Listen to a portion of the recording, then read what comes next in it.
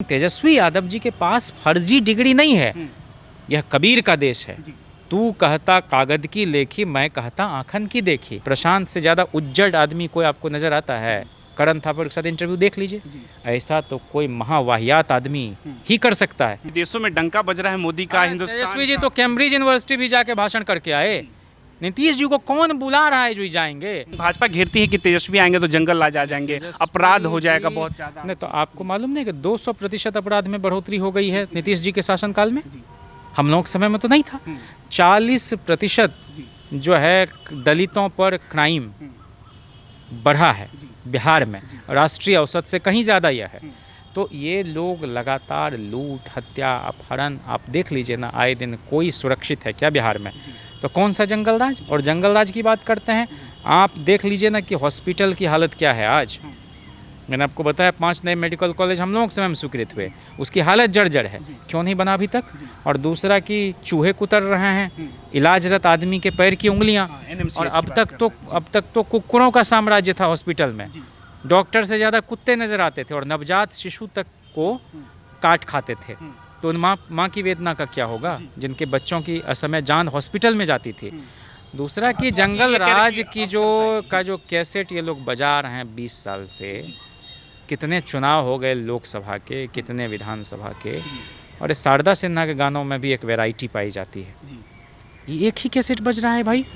और दूसरा कि वह टिप्पणी पटना म्यूनिसिपल कॉरपोरेशन पर हाई कोर्ट की थी कि जंगल लाइक सिचुएशन नज़र आ रहा है यहाँ, और उसमें कॉरपोरेटर्स मैक्सिमम जो थे वो बीजेपी के जीत कराए हुए थे। टिप्पणी उन पर थी, पूरे बिहार पर उसको चस्पा कर दिया। भाजपा तो उसी को मुद्दा बना रही है, चुनाव में भी घेरा जाएगा आपको। क्या वो जितना इसको मुद्दा बनाएगी या जितना अनर्गल वीडियो सब रिलीज कर रही है, हमारे लोग गरीब, गुरबे, अकलियत, पिछड़े, दलित, आदिवासी, अल्पसंख्यक, ये सब के सब लामबंद हो रहे हैं। प्रगतिशील अगड़े समाज के लोग, जिनको अब ये बोली से जो बयान बहादुर बन रहे हैं वो नहीं चाहिए, ठोस काम चाहिए। और काम किन्होंने किया है? तो तेजस्वी जी ने। और हमारी घोषणाएं क्या है कि भाई हर घर की माओ बहनों को हम 2500 रुपया उनके खाते में देंगे, उनको स्वावलंबी बनाने के लिए। बात तो कांग्रेस भी कर रही है। अब कांग्रेस अलग कर रही है, राजद लोग अलग थोड़े हैं। ये तो राष्ट्रीय जनता दल की घोषणा बहुत पहले हो गई है और कांग्रेस पार्टी हम लोगों के साथ है। तो ये तो साझा सरकार बनाएंगे तो एक ही घोषणा है।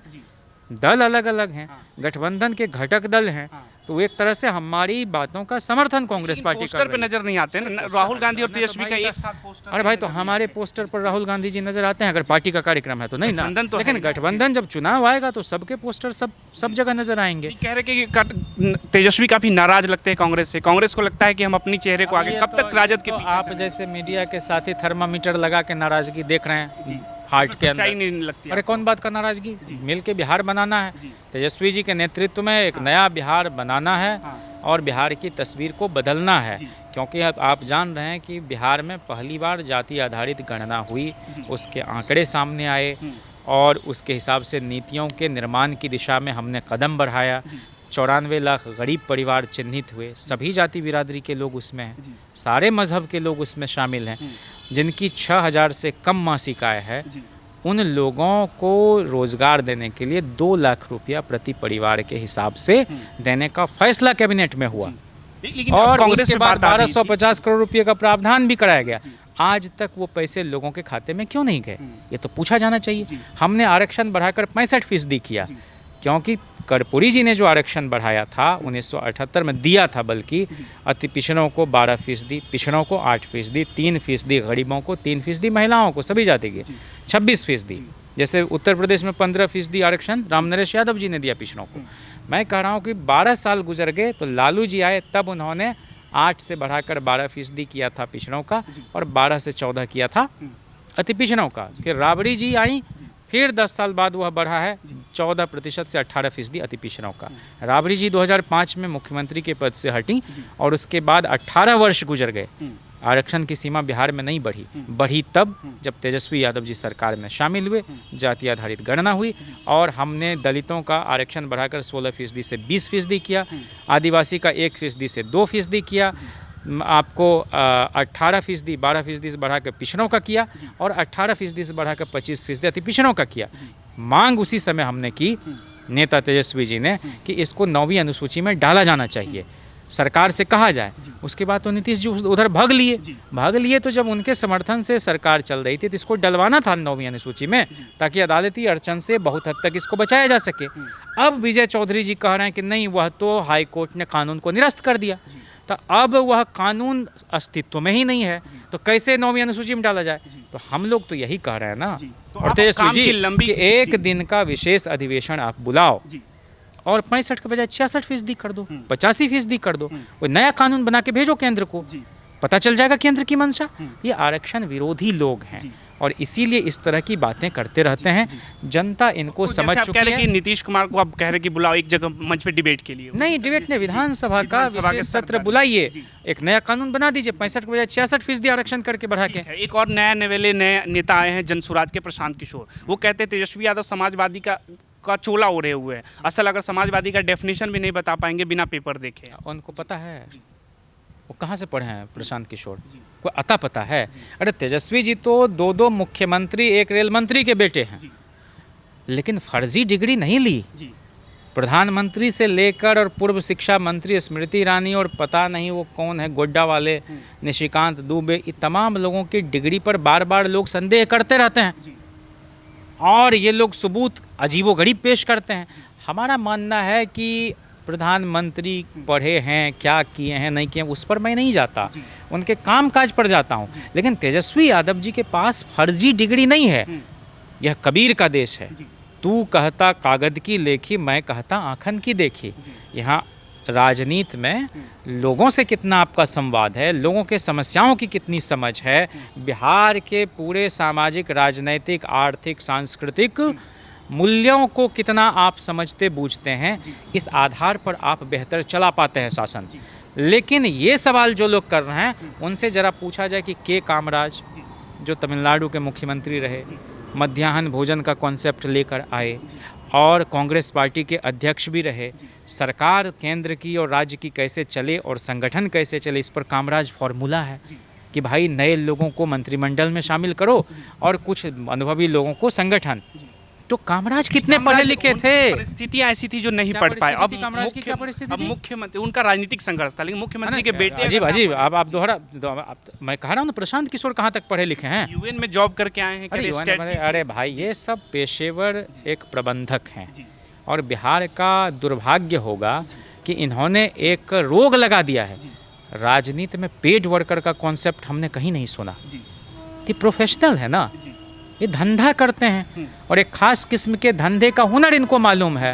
डेटा ये वो, हमारे अलग अलग पॉलिटिकल पार्टी से ही उसका डेटा ले लो और उसको नया तरीका से पेश कर दो। चूँकि मीडिया में इनके लोग बैठे हुए हैं, हो करना शुरू कर देते हैं कोरस में। मैं कह रहा हूँ जिनको इन्होंने राष्ट्रीय अध्यक्ष बनाया अपनी पार्टी का, वो कितने पढ़े लिखे हैं? जो उदय सिंह कितने पढ़े लिखे हैं, मैं जानना चाहता हूँ। पास कह रहे हैं, डेटा जो हमने आप डेटा आपने खंगाला 12th पास। तो मैं कह रहा हूँ कि इस देश में डॉक्टर मनमोहन सिंह जी को छोड़कर जितने प्रधानमंत्री हुए, किन्हीं के पास पीएचडी की डिग्री नहीं है। तो नेहरू ने देश अच्छे से नहीं चलाया, इंदिरा जी ने देश अच्छे से नहीं चलाया, भाई मोरारजी देसाई, चौधरी चरण सिंह जी, ये कौन सी रिवायत हम चलाना चाहते हैं डेमोक्रेसी में? ये लोकशाही है ना, राजशाही नहीं है। बेहतर नेता बनने के लिए पढ़ा लिखा होना जरूरी नहीं। आप कह रहे हैं कि बेहतर नेता होने के लिए पढ़े लिखे होने की अनिवार्यता नहीं है और संविधान सम्मत है यह। इसलिए इस तरह की बातें करके जितने कैंडिडेट उतारे थे प्रशांत ने, उस सब के क्या था डिग्री? नहीं, मैं पूछना चाहता हूँ, तरारी में बाई इलेक्शन हुआ था ना, 4 सीटों, तरारी है ना, रामगढ़ में, बेलागंज में, कितने पढ़े लिखे थे इनके उम्मीदवार सब? अरे पढ़ाई लिखाई से होता है। अरे तेजस्वी जी को उनकी डिग्री से नहीं, उनके कामकाज से पहचाना जाना चाहिए। उपाधि से ख्याति नहीं मिलती, ख्याति मिलती है इंटेग्रिटी से, सत्यनिष्ठा से, समर्पण से, समाज को बनाने के संकल्प से, और तेजस्वी जी में ये सारे हुनर मौजूद हैं। लेकिन आपको नहीं लगता अगर राज्य के ड्राइविंग सीट पे कोई नेता मौजूद हो, वो पढ़ा लिखा हो, तो उसके पास ज़्यादा बेहतर विजन हो पाएंगे? नीतीश कुमार जी इंजीनियर थे ना, क्या क्या करते हैं आजकल नहीं देखे हैं? भद्द पीटते हुए नहीं देखा है नीतीश कुमार जी को।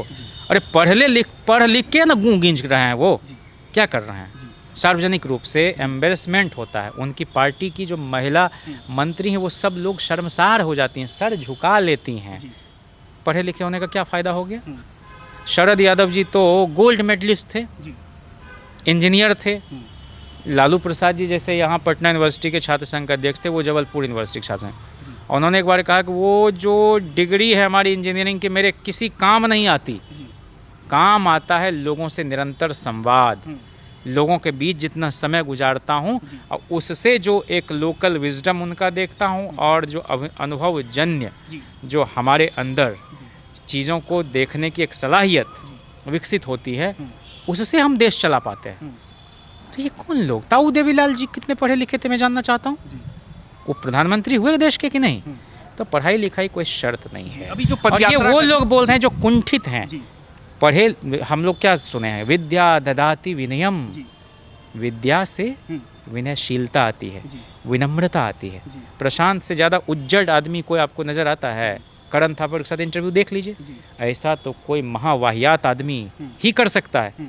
जिस लहजे में, जिस तरह से वो इस बिहार के नेता प्रतिपक्ष के बारे में जिस तरह से बात कर रहे हैं, ये तो ऐसे लोग कभी राजनीतिक जीवन में सफल नहीं हो सकते।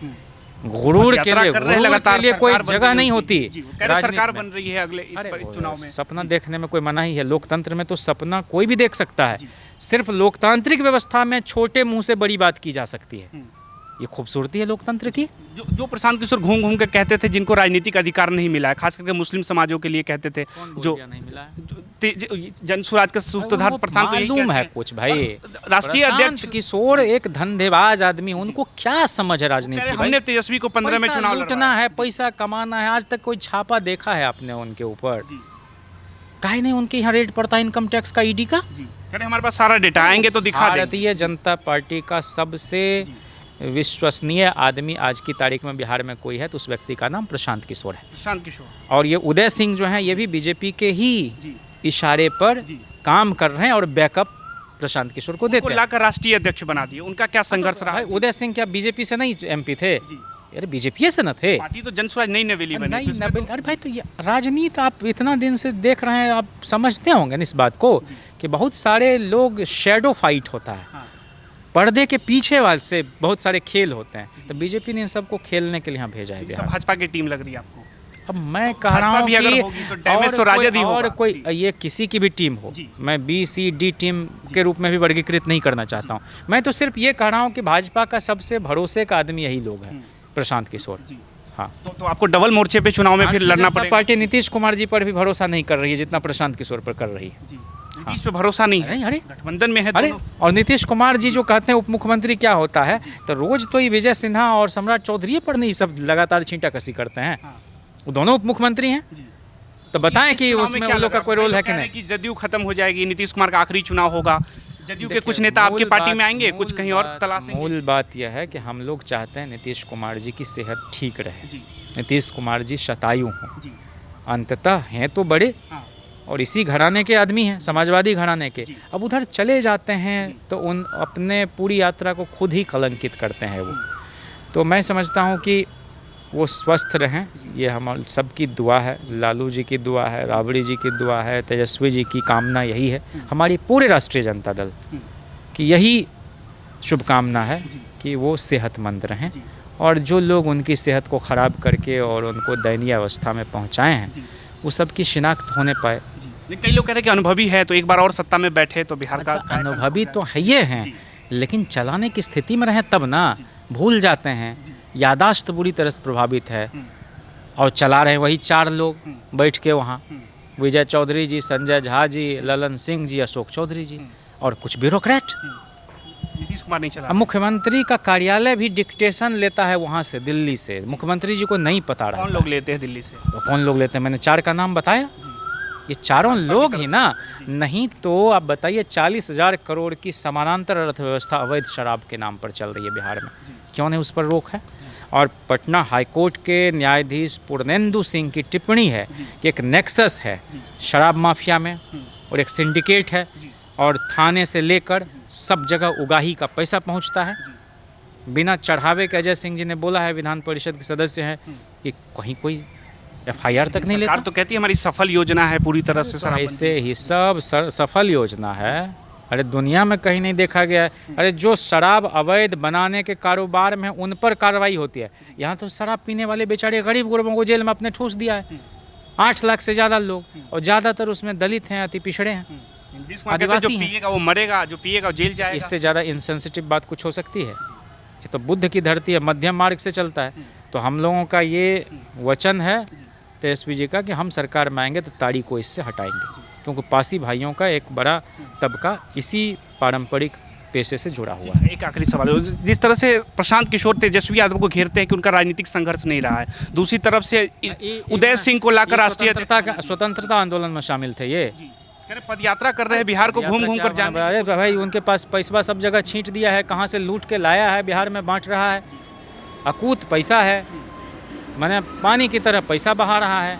उस वक्त वो जांच होनी चाहिए प्रशांत किशोर कहाँ से लाता है इतना पैसा। बिहार बदलने के लिए जितना क्या बदलेगा, वो अपने आप वो नमूना आदमी है, पेशेवर आदमी है, एक धंधेबाज आदमी है, उस सब पर टिप्पणी करना भी बेकार की बात है। तो कहते हैं कि हमने मेहनत से पैसे कमाए हैं जो बिहार के लिए लगा रहे हैं। जयप्रकाश नारायण के संपूर्ण क्रांतिक आंदोलन में थे क्या आज़ादी का आंदोलन में थे कि मंडल आंदोलन में थे? कौन आंदोलन चलाया भाई? और ज़बरदस्ती का वहाँ जो है भाग खड़ा हुआ बीपीएससी के अभ्यर्थी सब। बताइए, हम लोग सरकार थी तो कोई पेपर लीक नहीं हुआ 17 महीने में। हम लोग सरकार सटे तो शिक्षक बहाली का भी पेपर लीक हो गया, बीपीएससी का पेपर लीक हो गया। कड़ाके की ठंड में जो है डंडा मरवाता है ये लोग।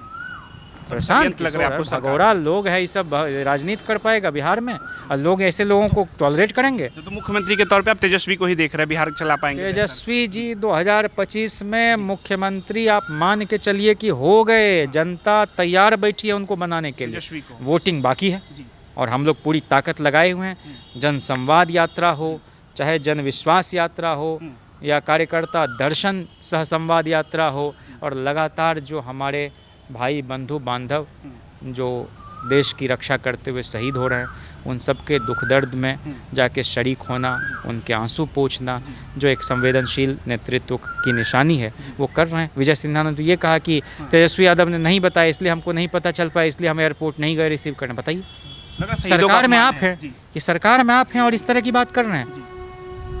तो कितना मैंने ये सब सुषुप्ता अवस्था में, ये सब अचैतन्य अवस्था में लोग हैं। देश बिहार को ज़रूरत है सचेत सजग नेता की, जो तेजस्वी जी तैनात हैं। तेजस्वी भी बस चुनाव में नजर आते, चुनाव के बाद तो कहाँ नजर आते? कई लोग कहते हैं दुबई यात्रा पे। तेजस्वी जी 365 दिन जनता के बीच रहते हैं, जहाँ भी रहते हैं बिहार की हित चिंता करते हैं, और कहाँ जाते हैं नहीं जाते हैं।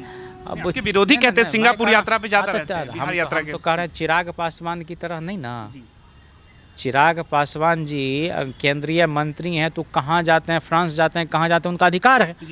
और तेजस्वी जी के बहुत सारे जो बिहार से जुड़े हुए लोग हैं और जो यहाँ निवेश करना चाहते हैं, जैसे हम लोगों की सरकार थी तो आपने देखा ना इन्वेस्टर्स मीट में, और कितना जो उद्योग मंत्री थे महासेठ जी, समीर महासेठ जी, चमका दिया।